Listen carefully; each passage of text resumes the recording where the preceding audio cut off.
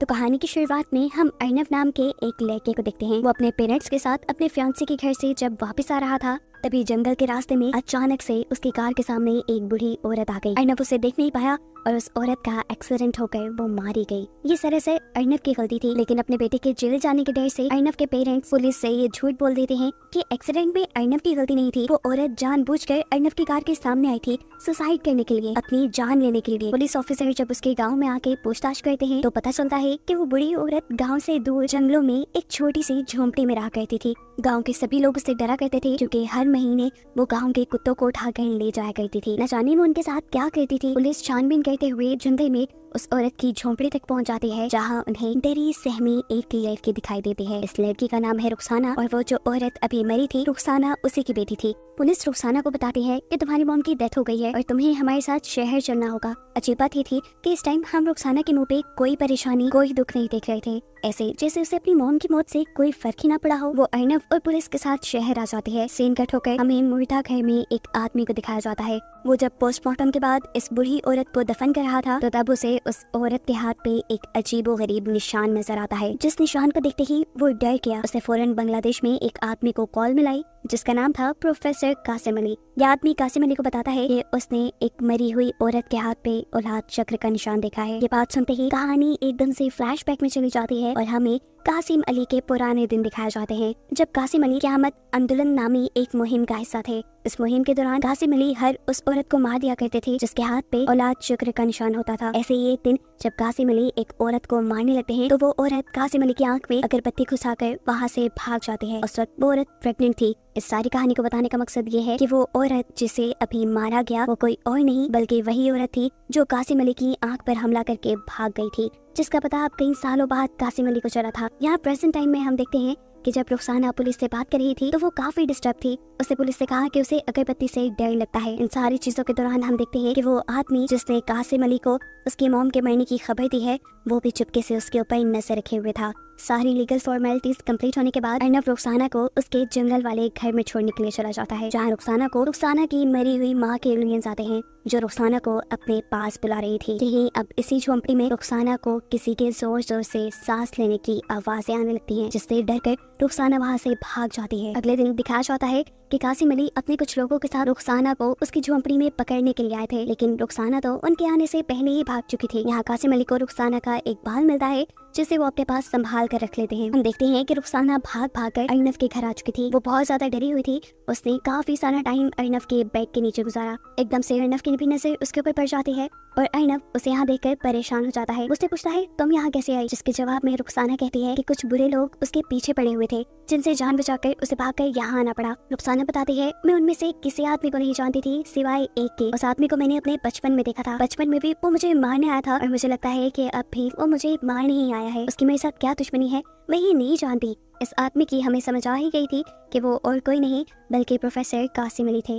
अब क्योंकि रुखसाना जंगल से यहाँ तक भाग कर आई थी, वो भी नंगे पाँव, इसी वजह से उसके पाँव बुरी तरह जख्मी थे, जिस पर लगाने के लिए अर्नव उसे एक ट्यूब देता है। वो उसे एक रात अपने घर रुकने की इजाजत दे देता है क्योंकि इस टाइम एक अकेली लड़की का बाहर जाना खतरनाक साबित हो सकता था। लेकिन वो रुखसाना से कहता है कि सुबह होते ही मैं तुम्हें शेल्टर होम छोड़ाऊंगा। सुबह होते ही वो रुखसाना को लेकर शेल्टर होम की तरफ निकल जाता है, लेकिन शेल्टर होम की हालत बहुत बुरी थी। उसमें किसी इंसान का रहना नामुमकिन था। इसीलिए अर्नव फैसला करता है कि वो रुखसाना को कुछ और दिन अपने ही घर रखेगा। जितने दिन रुखसाना अर्नव के घर पे थी, हम नोटिस करते हैं कि रुखसाना आम इंसानों से कई मुख्तलिफ है। उसे शहर के तौर तरीके नहीं आते। वो डस्टबिन से खाना निकाल कर खाती है, अजीब व गरीब तरीके से चलती है। लेकिन एक अच्छी बात ये भी थी कि रुखसाना बहुत अच्छी पेंटिंग करती थी।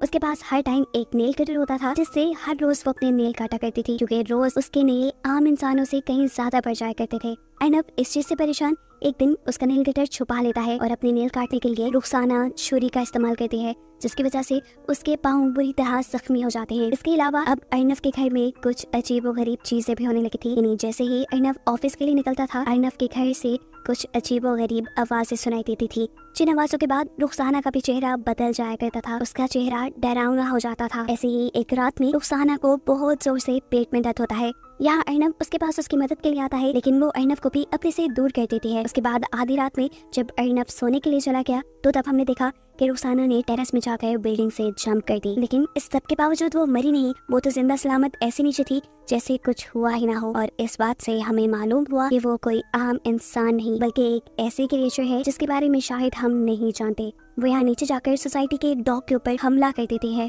और बुरे तरीके से किसी वैम्पायर की तरह उसका खून चूसते हुए उसे मार देती है। सीन कट होकर हमें कासिम अली को दिखाया जाता है जो एक बंधी हुई औरत के पास आई है। कासिम अली ने उसे काफी साल से अपनी कैद में रखा हुआ था। कासिम अली के सामने आते ही इस औरत का चेहरा बिगड़ जाता है, इतना खराब हो जाता है कि देखने के काबिल नहीं रहता, ऐसे जैसे वो कोई भूत हो। कासिम अली इस औरत को एक लड़की का बाल देते हैं और कहते हैं सूंघ के बताओ कि ये अब कहाँ है। ये रुखसाना का बाल था जिसे सूंघ कर वो औरत प्रोफेसर से कहते हैं ये तुम्हारे हाथ नहीं लगेगी, उस पे बाहर आई है, अगर तुम फिर भी अपनी कोशिश करना चाहो तो कर लो। ये औरत उसे अर्नब का पता दे देती है जिसके घर पे आजकल रुखसाना थी। अगले ही दिन प्रोफेसर अपने एक असिस्टेंट के साथ अर्नब की सोसाइटी में पहुंच जाते हैं। वो अर्नब को रोक कर बताते हैं कि तुम्हारे घर पे जो लड़की है वो इंसान नहीं है, वो एक इफरत की यानी एक डेविल की बेटी है। सिर्फ यही नहीं, प्रोफेसर अर्नब को ये भी बताते हैं कि वो लड़की तुम्हारे साथ जरूर इंटीमेट होकर बच्चे पैदा करने की कोशिश करेगी ताकि वो अपनी नस्ल को आगे बढ़ा पाए, लेकिन तुम्हें एहतियात करनी होगी। अर्नब जिसे इन बातों पे बिल्कुल यकीन नहीं था वो प्रोफेसर को सिक्योरिटी से कहकर बाहर निकलवा देता है, लेकिन फिर भी ये लोग अर्नब का पीछा नहीं छोड़ते। वो मुर्दा घर वाला आदमी अर्नब का कॉन्टिन्यूस पीछा करने लग जाता है, जिस बात का अर्नब को भी अंदाजा था। इसीलिए उन दोनों के दरमियान में लड़ाई हो जाती है और इस लड़ाई के नतीजे में अर्नब का सर फट जाता है। वो जब घर आया तो रुखसाना उसे देखकर परेशान हो गई। अर्नब ने सारी सच्चाई रुखसाना को बताई कि किस तरह एक प्रोफेसर उसे मिला था और उसने उसे ऐसी बातें कही हैं। अर्नब रुखसाना को ये भी बता देता है कि उसका सर मुर्दा घर वाले आदमी ने फाड़ा है। इस सब के बाद अर्नब तो सोने चला जाता है, लेकिन रुखसाना नहीं सोती। हम रुखसाना को उसके एक अजीब और असली भयानक रूप में देखते हैं। वो अब किसी जानवर की तरह बिहेव कर रही थी और किसी जानवर की तरह ही छलांगे लगाते हुए वो मुर्दा घर में जाकर बेदर्दी से उस मुर्दा घर वाले आदमी को मार देती है और फिर दोबारा उछलते कूदते हुए अर्नब के उठने से पहले घर वापस लौट आती है। अर्नब जब उठता है तो देखता है कि रुखसाना बहुत ही प्यार से उसके पास बैठी हुई थी, लेकिन इसी टाइम हम देखते हैं कि यहाँ पर अर्नब की फियांसी आ जाती है जो इन दोनों को एक साथ देखकर गुस्सा होकर वहाँ से चली जाती है और इस सब की वजह से अर्नब बहुत ज्यादा टेंशन में आ जाता है। वो रुखसाना को घर से निकल जाने का ऑर्डर दे देता है और गुस्से में रुखसाना उसी का गला पकड़कर हवा में उठा देती है। रुखसाना जानती थी कि उसने गलत कह दिया, इसीलिए वो बार बार अर्नब से उसकी इस हरकत के लिए माफी मांगती है, लेकिन अर्नब भी अब डर चुका था। रुखसाना का ये बिहेवियर देखकर उसे प्रोफेसर कासिम अली की बातें याद आने लगी थी। वो घर से बाहर निकलकर जब प्रोफेसर कासिम अली के ऊपर रिसर्च करता है तो उसे जो बातें मालूम होती हैं उससे उसके होश उड़ जाते हैं। उसे मालूम होता है कि आज से कई साल पहले बांग्लादेश के अंदर लोग लड़कियों को किडनैप करके उनके ऊपर काला जादू किया करते थे। इस जादू के दौरान एक कल्ट लड़कियों को डेविल के हवाले कर देता था। वो इन लड़कियों के साथ इंटीमेट होता था ताकि उसके इंसानों जैसे बच्चे इस दुनिया में आ सके। जो लड़कियां इफरत के साथ इंटीमेट हो जाती थी उनके हाथ पे औलाद चक्र का निशान बना दिया जाता था, जैसा रुखसाना की मोम के हाथ पे था। ये कल्ट और उनके ये काम इतने ज्यादा बढ़ गए कि हर तरफ हंगामे होने लगे और इसको खत्म करने के लिए प्रोफेसर कासिम अली ने एक मुहिम शुरू की। वो ढाका यूनिवर्सिटी के एक प्रोफेसर थे। उन्होंने डेविल यानी इफरत के ऊपर बहुत सारी रिसर्च की हुई थी और वो इफरत और इफरत से जुड़ी हर चीज को इस दुनिया से मिटाना चाहते थे। इस मुहिम को क़यामत आंदोलन का नाम दिया गया था, जिसमें लोग उन लड़कियों को बच्चा पैदा होने के बाद मार दिया करते थे जिनका डीमन के साथ कोई ताल्लुक था। कासिम अली तकरीबन सारी लड़कियों को मारने में कामयाब हो गया, लेकिन एक लड़की उसके चुंगल से बचकर भाग गई जो थी रुखसाना की मोम। साफ मतलब ये था कि रुखसाना भी एक इफरत की यानी डेविल की बेटी थी। ऐसे बच्चे हूबहू इंसानों की तरह ही दिखते हैं, लेकिन इंसानों से कहीं ज्यादा ताकत होती है इनमें। इनके नाखून और बाल बहुत जल्दी बढ़ जाते हैं। इंटरेस्टिंग बात यह है कि डेविल के जितने भी बच्चे पैदा हुए वो सब की सब लड़कियां थी और अगर ये किसी इंसान के करीब आ जाती तो 1 महीने के अंदर अंदर उनके बच्चे पैदा हो जाते। डेविल के इन बच्चों के अंदर जहर भी होता है जिसे हर महीने इन्हें निकालना पड़ता है। अगर ये हर महीने उस जहर को ना निकाले तो उस जहर से ये खुद ही मर जाए। काफी सारी ऐसी लड़कियां इंसानों का शिकार करके इंसानों में अपना जहर डालकर उन्हें मार दिया करती थी, लेकिन रुखसाना और उसकी मॉम इस काम के लिए कुत्तों को मारती थी। अब अर्नब जिसे सारी हकीकत पता चल चुकी थी वो बहुत उदास घर लौटता है और यहाँ रुखसाना एक और मर्तबा उससे माफी मांगने लग जाती है। यहाँ रुखसाना अर्नब को बताती है कि वो भी प्रेग्नेंट है और अर्नब ये सुनकर पूरी तरह शॉक रह जाता है। डरकर वो रुखसाना को जंजीरों से बांध देता है और प्रोफेसर कासिम अली को अपने पास बुलाता है। प्रोफेसर कासिम अली रुखसाना के ऊपर बहुत जुल्म करते हैं, उसे बहुत मारते पीटते हैं और अर्नब उसे यहीं पर हेल्पलेस छोड़कर चला जाता है। इस सारे वाक्य के बाद अर्नव बहुत ज्यादा डिप्रेस हो चुका था। कई हफ्ते वो एक ही कमरे में बंद रहा। अर्नव के पेरेंट्स को लगा कि शायद अर्नव की एंगेजमेंट टूटने की वजह से सब हो रहा है, इसीलिए वो अर्नव की फियांसी को घर बुला लेते हैं, जहाँ वो अर्नव से कहती है तुम क्या ड्रामे कर रहे हो, खुद ही गलती की है और खुद ही ड्रामे कर रहे हो, चलो खत्म करो ये सब। और यहाँ डिप्रेस्ड अर्नव उसके सामने सब बता देता है। क्योंकि ये उसकी दोस्त थी बहुत अच्छी, अर्नव सब कुछ उसे शेयर कर लेता था। अर्नव अब उसे रुखसाना की सारी कहानी सुनाता है। ये कहानी सुनकर वो लड़की भी शॉक थी। अर्नव उसे कहता है रुखसाना एक डेविल की बेटी नहीं, रुखसाना एक शैतान नहीं, बल्कि उससे बड़ा शैतान तो मैं हूँ, जो मैं उसे ऐसे अकेला छोड़ाया, ये जानते हुए भी कि वो मेरे ही बच्चे की मां बनने वाली है।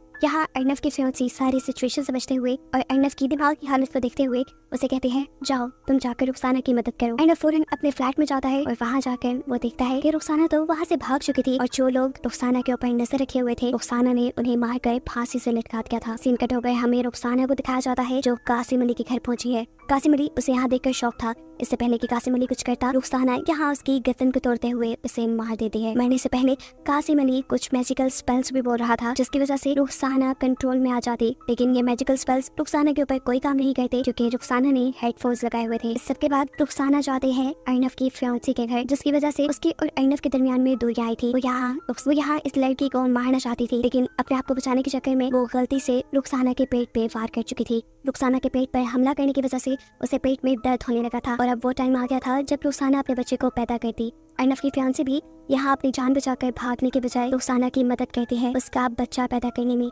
और हमें दिखाया जाता है कि जब रुखसाना का बच्चा पैदा हुआ तो उसकी एम्बिलिकल कॉर्ड भी थी, जिसके जरिए पेट के अंदर बेबी मदर बॉडी से अटैच होता है। और ये इस चीज का साइन था कि रुखसाना का जो बेबी पैदा हुआ था वो एक ह्यूमन बेबी था। अगर वो एक शैतान का बच्चा होता तो उसकी एम्बिलिकल कॉर्ड ना होती। रुखसाना अब इस बच्चे को अर्नव की फियांसी को देकर यहाँ से चली जाती है और जब तक अर्नव यहाँ पहुँचता है तो वो यहाँ नहीं थी। अर्नव उसे ढूंढते ढूंढते उसी जंगल तक पहुँच जाता है जहाँ मूवी के स्टार्ट में उसने पहली मर्तबा रुखसाना को देखा था। रुखसाना उसे यहाँ मिल भी गई। वो अर्नव को बताती है कि उसका बच्चा एक इंसान है, कोई शैतान का बच्चा नहीं, और ऐसा सिर्फ इसलिए हुआ था क्योंकि वो अर्नव से सच्चा प्यार करती थी। आज रुखसाना का वो दिन भी था जब उसकी बॉडी के अंदर जहर बहुत भरा हुआ था। वो चाहती तो यहाँ अर्नव को मार देती, लेकिन वो अर्नव को कुछ नहीं करती और इस तरह उसका जहर उसे ही मार देता है, जिसे दिखाते हुए ये कहानी यहाँ खत्म हो जाती है। लेकिन कहानी के आखिर पे मैं आपको बता दूं कि रुखसाना के मरते साथ ही डेविल के सभी बच्चे मारे गए थे और ये काम कासिम अली ने आज से कई साल पहले ही कर लिया था। उस टाइम बस रुखसाना की मॉम भाग गई थी,